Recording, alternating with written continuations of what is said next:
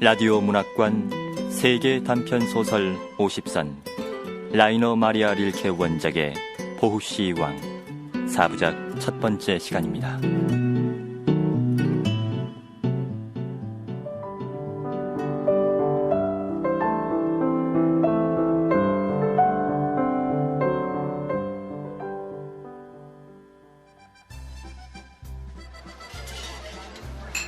유명한 연극배우 노린스키는 프라하의 체코극장 앞에 있는 구경 카페에 들어서면서 흠칫 놀랐다.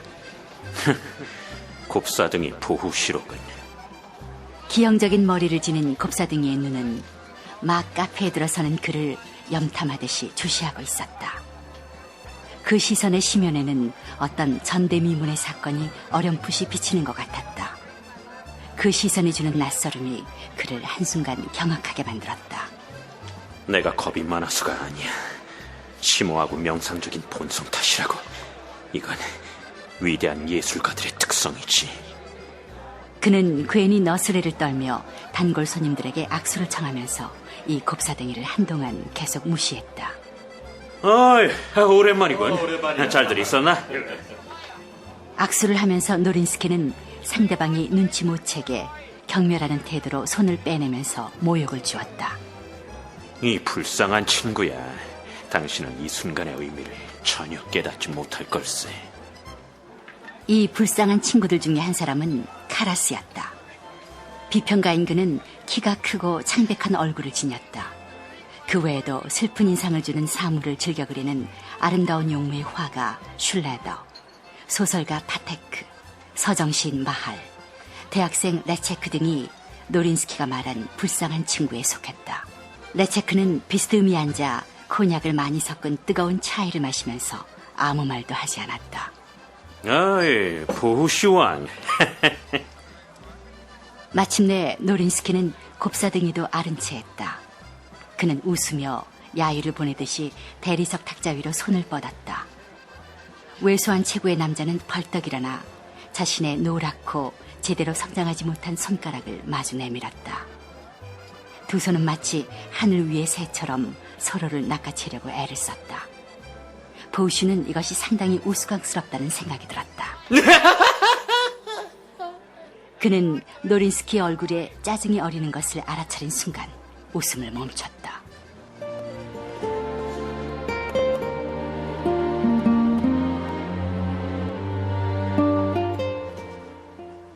언짢아진 연극배우는 카라스에게 말했다. 여보게, 자네도 진부한 이야기나 쓰고 있군 그래. 그러나 분명히 말하지만 난 다음에도 어제처럼 햄릿을 연기하겠네. 내 나름대로의 연기를 하겠다는 말일세. 알아듣겠나? 난 단지 카인츠를 거명하고 싶었을 뿐이네. 여보게, 독일어판의 햄릿은 나와 아무런 상관도 없다네. 셰익스피어가 독일인인가?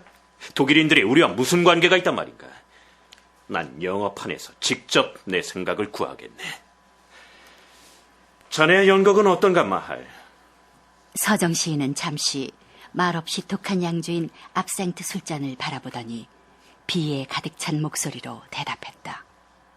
지금은 봄이야. 모두가 웃었다. 카라스가 서정 시인을 향해 말했다. 그 말은 자네 작품이 꽃을 피운다는 뜻이지. 아니, 그것은 내가 지금 너무 슬프다는 의미야. 지금은 생성 과정에 있는 모든 것을 자연히 오해하는 시기란 뜻이기도 하지. 그리고 나는 상처를 입은 이러한 새싹에 피곤해하고 있어. 소설가가 그의 어깨를 툭툭 쳤다. 이봐, 그럴 수도 있지만 그것은 봄이라고 할 수 없어. 한때는 말이야.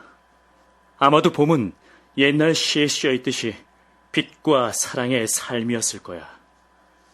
그것을 아직도 믿는 사람은 스스로를 속이는 일이 되고 말지. 봄이 더 이상 없다면 얼마나 안타까운 일인가. 마할은 창을 향해 고개를 들었다. 국립극장의 무대 앞 가장자리 부근에서 경찰관이 왔다 갔다 하는 모습을 볼 수 있었다. 그는 이것을 아무에게도 보여주고 싶지 않았다. 부드럽고 약한 모든 새싹은 경작지와 투쟁을 벌여야 여름을 날 수 있어. 저기에는 절망적인 꽃나무가 있는데 꽃을 피우고 싶어해. 꽃나무는 누구도 방해하기를 원하지 않아. 하지만 모든 것은 꽃나무에 적대적이지. 부식토가 그렇고 비, 바람 등을 가리지 않고 뿌려대는 낮이나 천천히 들어와 차디찬 손가락으로 목을 조르는 밤도 마찬가지야. 이처럼 비겁하고 서글픈 투쟁이 바로 봄이지. 마할의 눈은 생기를 잃었다. 보우시 왕이 그를 똑바로 응시했다. 시인의 말은 부당해. 일어서서 그들에게 승리와 태양으로 충만한 봄을 소리 높여 변호해야 해. 그러나 일어서도 별다른 소용이 없을 것이라는 생각이 들었다. 왜냐하면 보우시는 높은 비로드 의자에 앉아 있을 때가 일어섰을 때보다 더 커 보였기 때문이다. 그의 목소리 또한 그들에게 닿기가 어려웠다. 그래서 그는 침묵했다.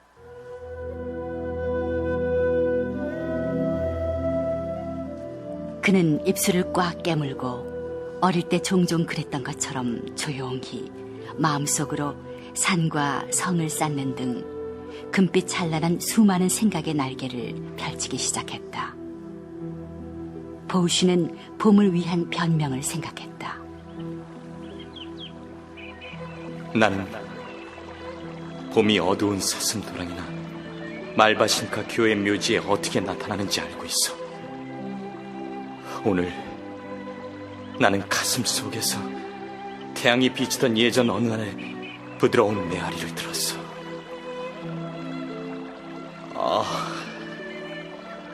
도시와 그 번잡함에서 벗어난 야외의 고향을 둔 그 태양은 얼마나 황홀하게 비쳤던가. 주위 사람들이 봄을 부정하는 의견에 동조하는 것이 그를 화나고 괴롭게 만들었다. 그는 이것을 그들에게 말하고 싶었다. 그러나 머뭇거리던 입술은 위아래로 움직이다가 금세 잦아들고 말았다. 그 대신 한 가지 생각이 그의 뇌를 채웠다. 그래, 내 아버지야.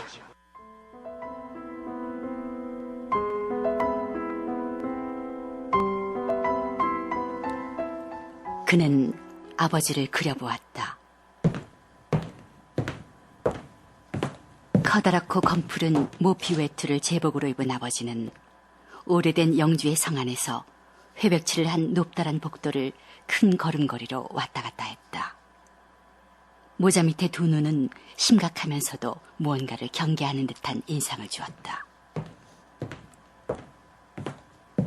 병약한 어린 보우시는 문지기가 사는 집의 문 뒤에서 아버지의 힘찬 걸음걸이를 훔쳐보았다.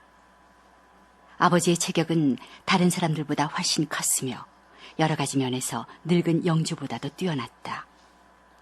하지만 아무리 기억을 되살려봐도 아버지의 입맞춤이나 미소는 떠올릴 수 없어.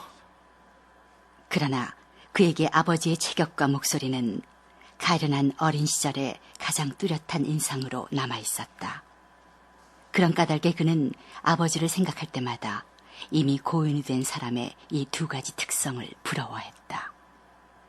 아버지의 체격과 목소리는 훌륭해. 어째서 그는 이 모든 것을 함께 가지고 가버렸을까? 그는 이것을 생각할 때마다 갑자기 무엇인가가 자신을 잡아채서 휩쓸어 가는 것을 느꼈다. 그의 생각들은 더 이상 마음속에 머물지 않고 눈앞에서 달아났다. 그는 그것들을 붙잡기 위해 숨가쁘게 뒤쫓아갔다. 그리고 항상 똑같은 자리에서 그것들을 따라잡았다.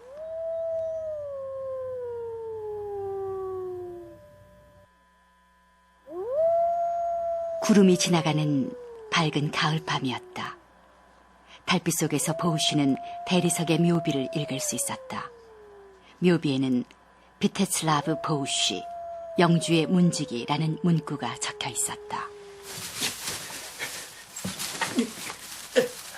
어린 소녀는 그것을 읽을 때마다 무엇을 갈망하는 듯 손톱으로 풀과 흙덩이를 파헤치기 시작했다. 피로 물든 그의 손톱이 마침내 커다란 노란색 관의 매끄러운 나무를 긁어댔다. 내 머리로 이 판자를 깨뜨려야 한다. 마치 유리창처럼. 사람들은 항상 나의 무거운 머리통을 놀려대지 않았던가. 그러니까 내 머리통은 써먹을 때가 있어야 한다. 깨부셔 이 판자를! 보우씨는 열에 들뜬 손으로 아버지의 가슴을 들어올려 어깨 주위에 마치 갑옷처럼 고정시켰다. 그는 어째서 상처까지 입은 두 손으로 아버지의 목소리를 발견할 수 없는지 이해할 수 없었다.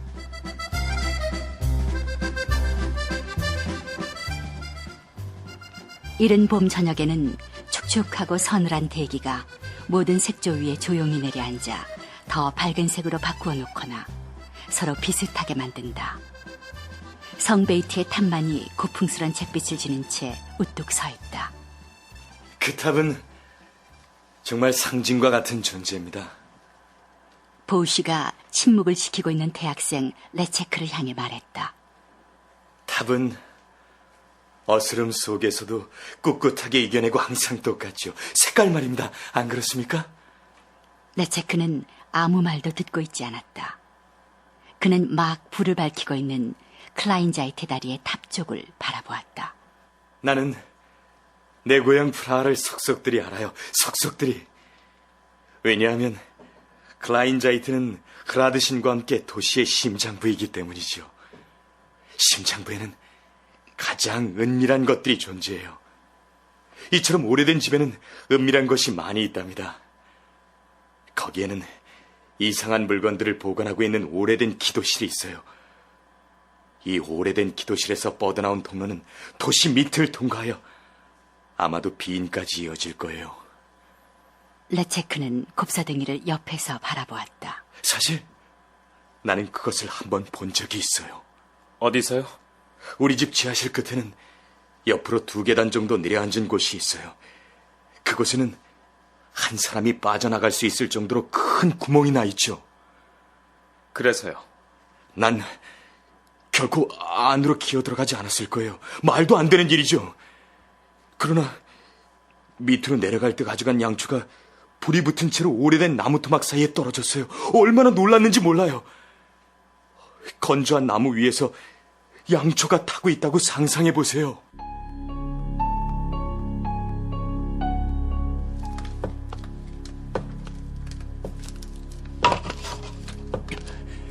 나는 결국 그것을 다시 찾아냈죠. 물론 촛불은 꺼졌습니다. 하지만 나는 불안감에 휩싸여 계속 밑으로 내려갔어요. 밑에 어딘가에서 불꽃이 일어나는 것 같은 느낌이 들었죠.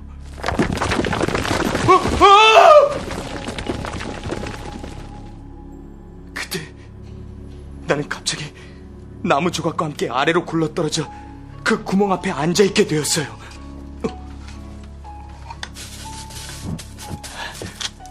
안을 들여다보았지요. 아무것도 보이지 않았어요. 나는 그것이 또 다른 지하실이라고 생각했죠. 불을 켰죠. 그러나 그것은 통로였습니다. 그 통로가 어디까지 이어지는지는 아무도 몰라요.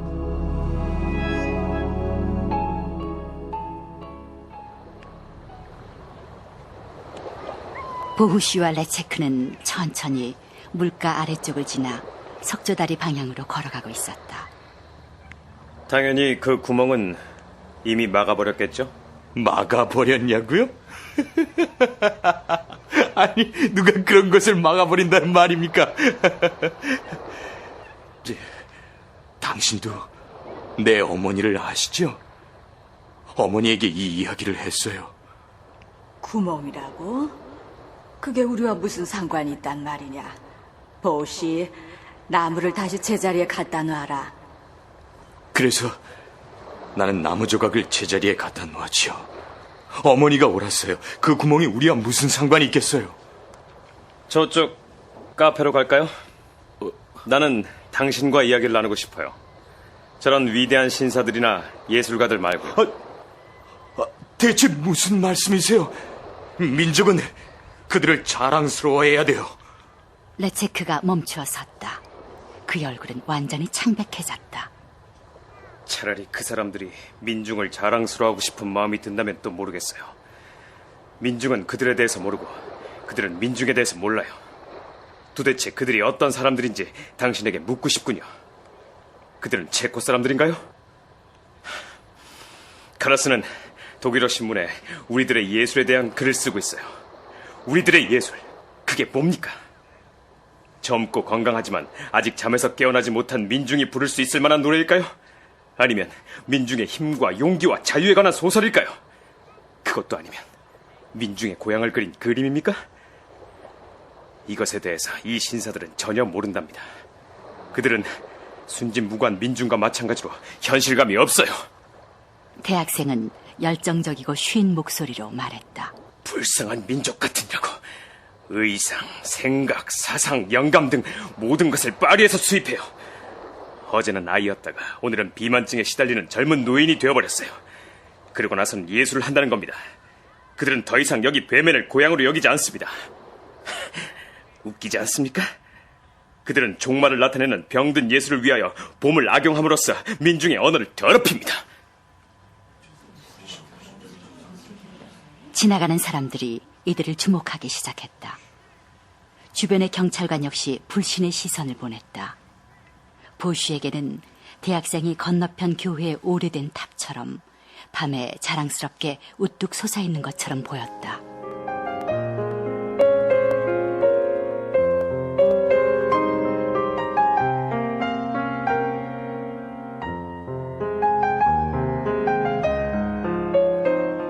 라디오 문학관 세계 단편 소설 50선 라이너 마리아 릴케 원작의 보후시 왕 일부를 들으셨습니다. 섬세한 감수성을 바탕으로 삶의 본질, 사랑, 고독, 신과 죽음의 문제를 깊이 파헤친 릴케는 독일 서정시를 완성시켰다고 평가받습니다. 그럼 여기서 릴케의 주요 작품과 작품 세계에 대해 서울대 도고동문학과 임종대 교수의 말씀으로 들어보겠습니다. 20세기 독일어권 시인 중에서 순수한 내면의 세계를 시적으로 형상화시킨 시인을 한 사람만 말해보라고 한다면 릴케를 거명하는 데 동의하지 않는 사람은 없을 것입니다. 릴케와 토마스 만은 같은 해인 1875년에 당시 오스트리아 제국에 속해 있던 체코의 수도 프라하에서 태어났습니다. 일생 동안 치열하게 산문만을 쓴 토마스 만과는 달리 릴케는 시인이었고 소설가이었고 동시에 희곡작가이었습니다. 릴케가 활동한 20세기 초는 19세기와는 달리 여러 예술사조가 한꺼번에 작가들에게도 다원적인 영향을 주었습니다. 릴케의 시에서도 우리들은 그가 인상주의, 상징주의, 신비주의의 영향을 받았음을 알 수 있습니다. 릴케의 시는 감성이 풍부한 초기의 서정시에서 출발해 신을 갈구하면서 사물 속을 깊이 파고들어 존재의 본질을 인식하려고 한 중기의 시들을 거쳐 만년의 시들은 눈에 보이지 않는 세계, 즉 인간의 내면적 공간을 노래하고 있습니다. 만년에 쓴 시들은 비가, 즉 엘레지와 소네트라는 장르를 이용한 것이 특징입니다. 릴케가 심혈을 기울여 쓴 그의 대표시 두이노의 비가는 현대 서정시의 백미라는 평가를 받고 있는 작품입니다. 인간과 천사를 대비시켜 인간 존재의 미약함과 허무함을 노래하는 것으로 시작되는 두이노의 비가는 마지막 비가에서 사물의 영원하고 완전한 내면적 존재를 부여하는 것이 시인의 사명이라는 결론에 도달합니다. 여기서 말하는 사물이라는 개념에는 사람, 동물, 집, 분수의 조각 등 눈에 보이는 것과 만남, 헤어짐, 죽음 등 눈에 보이지 않는 것까지 모두 포함됩니다. 라디오 문학관에서는 여러분들의 청취 감상문을 받습니다. 방송을 들으시고 청취 감상문을 www.ebs.co.kr 라디오 문학관 홈페이지에 올려주십시오. 방송에 채택되신 분께는 소정의 선물을 보내드립니다.